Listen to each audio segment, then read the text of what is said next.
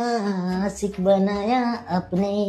ઓ આશિક, ખાવાનું ખાવાનું છે પછી મારે વાસણ ધોવાઈ જાય. તો ખાવાનું છે તું પૂછું છું યાર, સવાલ તો જો તારો. શું બનાવ્યું છે? કરેલાનું શાક અને રોટલી.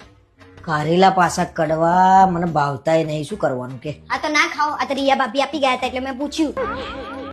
આ તો કાઢ હેડ, હવે ખાઈ લઉં છું. ચાલ. ઓહો, એવી આપી ગઈ છે એટલે ખવાશે. હવે કડવા નહીં લાગે, હવે તો મીઠા લાગશે એમને નહીં. અલા એવું થોડી હોય ભાઈ, પણ હવે કોક પડોશી લાગણીથી બચારું શાક આલી ગયું છે ને તું એટલે હું ના ખાઉં, ફેંકી દેવું છે, બગાડ કરવો તારા અનાજનો.